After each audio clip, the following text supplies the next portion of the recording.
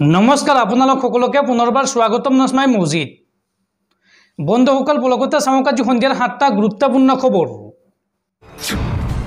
প্ৰথমটো খবৰ, নীট আৰু নেট পৰীক্ষাত বিসংগতিক লৈ কঠোৰ মোদী চৰকাৰ। প্ৰশ্নকাকত ফাদিলক লৈ কেন্দ্ৰীয় চৰকাৰৰ ডাঙৰ সিদ্ধান্ত। এই সন্দৰ্ভত দেশত বলবৎ কৰা হ'ল নতুন আইন আৰু এতিয়াৰ পৰা প্ৰশ্নকাকত ফাদিল কৰিলেই 3 পৰা 10 বছৰ পৰ্যন্ত জেল হ'ব। লগতে 1 কোটি টকা পৰ্যন্ত ভৰিব লাগিব জৰিমনা। নীট আৰু নেট পৰীক্ষাত বিসংগতিক লৈ কঠোৰ মোদী চৰকাৰ। প্ৰশ্নকাকত ফাদিলক লৈ কেন্দ্ৰীয় চৰকাৰৰ ডাঙৰ সিদ্ধান্ত। এতিয়াৰ পৰা কোনোৱে প্ৰশ্নকাকত ফাদিল কৰিলেই লোৱা হ'ব কঠোৰ ব্যৱস্থা। প্ৰশ্নকাকত ফাদিল কৰিলে 3 পৰা 10 বছৰ পৰ্যন্ত জেল হ'ব আৰু লগতে 10 লাখৰ পৰা 1 কোটি টকা পৰ্যন্ত জৰিমনা বিহা হ'ব প্ৰশ্নকাকত ফাদিলকাৰীক। লগতে পৰীক্ষাত নকল কৰিলেও সন্মুখীন হ'ব লাগিব কঠোৰ শাস্তিৰ। প্ৰশ্নকাকত ফাদিল বিতৰ্কৰ মাজতে চৰকাৰ আনিলে এই নতুন আইন। নিশাটোৰ ভিতৰতে এণ্টি পেপাৰ লিক ল জাৰি কৰিলে দেশত কেন্দ্ৰীয় চৰকাৰে। পৰৱৰ্তী খবৰ, ৰাজ্যত পুনৰ এনকাউণ্টাৰ। এইবাৰ বন বিভাগৰ এনকাউণ্টাৰ। বনকৰ্মীৰ গুলীত মৃত্যু হৈছে 2 চোৰাং মাছমৰীয়াৰ। এই ভয়ংকৰ ঘটনা সংঘটিত হৈছে লাওখোৱা অভয়াৰণ্যত। লাওখোৱা অভয়াৰণ্যত বন বিভাগৰ অভিযান। নিশা চোৰাং মাছমৰীয়াক লক্ষ্য কৰি গুলীচালনা বনকৰ্মীৰ আৰু বনকৰ্মীৰ গুলীত মৃত্যু হৈছে 2জন চোৰাং চিকাৰীৰ। নিহত হৈছে 2 ভাই ককাই ক্ৰমে জমিৰ উদ্দিন আৰু সমীৰ উদ্দিন। লাওখোৱা অভয়াৰণ্য চৰাইহাগী বন শিবিৰ এলেকাত সংঘটিত হৈছে এই ভয়ংকৰ ঘটনা। পৰৱৰ্তী খবৰ, এইবাৰ বিপদত পৰিছে বিজেপি। হাৰিয়ানাত পতন হ'ব পাৰে বিজেপি চৰকাৰৰ।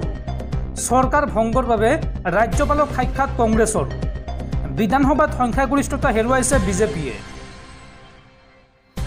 হাৰিয়ানাত যিকোনো মুহূৰ্তত পতন হ'ব পাৰে বিজেপি চৰকাৰৰ।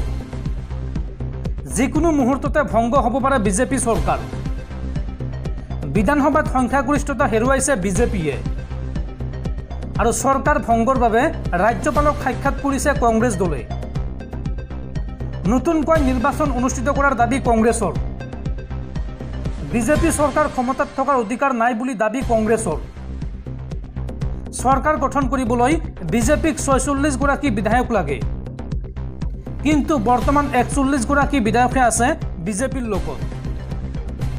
এতিয়া বিজেপিয়ে বিধায়ক কিনা বেচা কৰিব বুলি দাবী কংগ্ৰেছ দলৰ আৰু এই সন্দৰ্ভত প্ৰতিক্ৰিয়া প্ৰকাশ কৰিছে ৰাজ্যখনৰ মুখ্যমন্ত্ৰী নায়েব চাইনিয়ে। আমাৰ চৰকাৰৰ সম্পূৰ্ণ সংখ্যাগৰিষ্ঠতা আছে বুলি মন্তব্য মুখ্যমন্ত্ৰীগৰাকীৰ। দৰ্শকসকল আৰু বহুতো গুৰুত্বপূৰ্ণ খবৰ আছে। তাৰ আগতে আপোনাক জনাওঁ যে যদি আপুনি এতিয়ালৈকে এইটো ভিডিঅ'ত লাইক কৰা নাই তেন্তে এতিয়াই ভিডিঅ'টোত লাইক কৰি দিয়ক আৰু এনেকুৱা ধৰণৰ ভিডিঅ'সমূহ নিতৌ চাবলৈ চেনেলটো ছাবস্ক্ৰাইব কৰি কাষত থকা বেল আইকনটো প্ৰেছ কৰি ৰাখক। পৰৱৰ্তী খবৰ, ইছলামিক ৰাষ্ট্ৰ তাজিকিস্তানত এইবাৰ নিষিদ্ধ কৰা হ'ল হিজাব। 96% মুছলমান বসতি প্ৰধান তাজিকিস্তানত নিষিদ্ধ কৰা হৈছে হিজাব। দেশখনত এতিয়াৰ পৰা হিজাব পৰিধান কৰিলে 5 লাখ টকাৰ জৰিমনা বিহা হ'ব।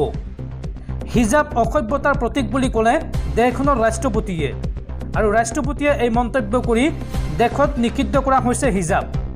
এতিয়াৰ পৰা দেশখনৰ কোনো মহিলাই পিন্ধিব নোৱাৰিব হিজাব। পৰৱৰ্তী খবৰ, মক্কাৰ পৰা আহিছে আন এক বেয়া খবৰ।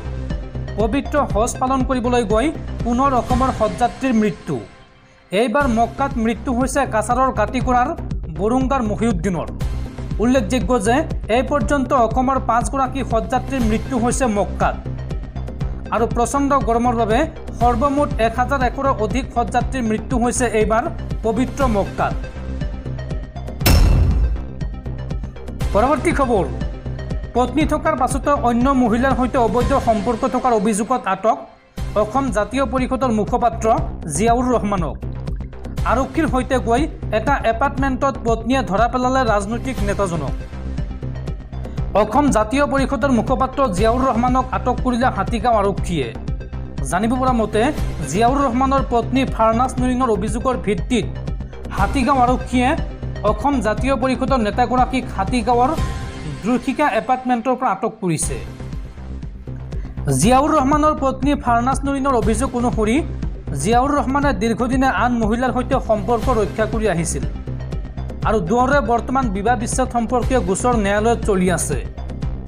ন্যায়ালয়ে জিয়াউৰ ৰহমানক পত্নী আৰু সন্তানৰ খৰচ বহন কৰিবলৈ নিৰ্দেশ প্ৰদান কৰিছিল যদিও কেৱল মাত্ৰ ৮,০০০ টকা আদায় দিয়েই দায়িত্ব সামৰিছে জিয়াউৰ ৰহমানে। উল্লেখযোগ্য যে যোৱা বহুদিন ধৰি তেওঁ পত্নী আৰু সন্তানৰ খৰচৰ বাবে দিয়া নাই কোনো ধন। ইয়াৰ উপৰিও ফাৰনাছ নুৰিনে ৰহমানৰ বিৰুদ্ধে আনিছে শাৰীৰিক আৰু মানসিক নিৰ্যাতনৰো অভিযোগ।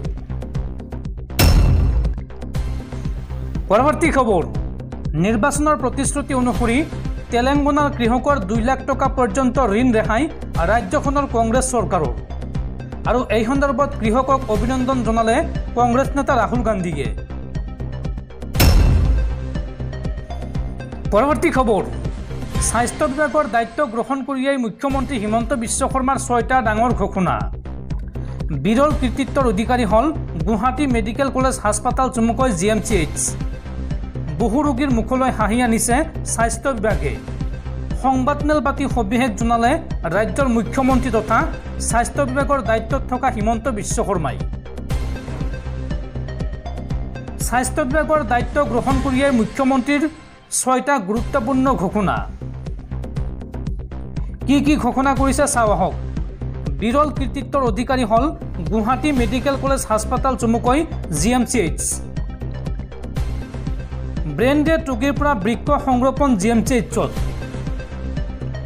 ২জন ব্যক্তিৰ সফলতাৰে সংৰোপণ কৰা হৈছে বৃক্ক আৰু লগতে নিসন্তান লোকৰ বাবে GMCHত সফলভাৱে কাম চলি আছে। নিসন্তান দম্পতিৰ বাবে GMCHত IVFৰ সুবিধা। ৭০,০০০ৰ পৰা ১ লাখ টকাৰ ভিতৰত খৰচ হ'ব IVFৰ বাবে আৰু ভৱিষ্যতে GMCHত লিভাৰ সংৰোপণৰ লক্ষ্য স্বাস্থ্য বিভাগৰ। GMCHত ২৮জন ৰোগীক মেৰুদণ্ড সংৰোপণ সফলভাৱে সম্পন্ন হৈছে আৰু আয়ুষ্মান কাৰ্ডৰ ওপৰত নিয়ন্ত্ৰণ অনাৰ আশা মুখ্যমন্ত্ৰীগৰাকীৰ। আজি GMCHত উপস্থিত হয় এই মন্তব্য মুখ্যমন্ত্ৰী ডক্টৰ হিমন্ত বিশ্ব শৰ্মাৰ। পৰৱৰ্তী খবৰ, অসমৰ ৫টা বিধানসভা সমষ্টিত শীঘ্ৰেই অনুষ্ঠিত হ'ব উপ নিৰ্বাচন আৰু সমাগত বিধানসভাৰ উপ নিৰ্বাচনৰ বাবে ৰাজ্যিক বিজেপিৰ সমিতি গঠন। সমিতিৰ আহ্বায়কৰ দায়িত্বত দীপ্লু ৰঞ্জন শৰ্মা। ৫টা বিধানসভা সমষ্টিৰ বাবে পৃথক পৃথক সমিতি গঠন বিজেপিৰ। বিহালী, চামগুৰি, চিডলি, ধলাই আৰু বঙাইগাঁৱত হ'ব উপ নিৰ্বাচন আৰু উপ নিৰ্বাচনক লৈ বিজেপিৰ লগতে প্ৰতিটো ৰাজনৈতিক দলেই কঁকালত টঙালি বান্ধিছে।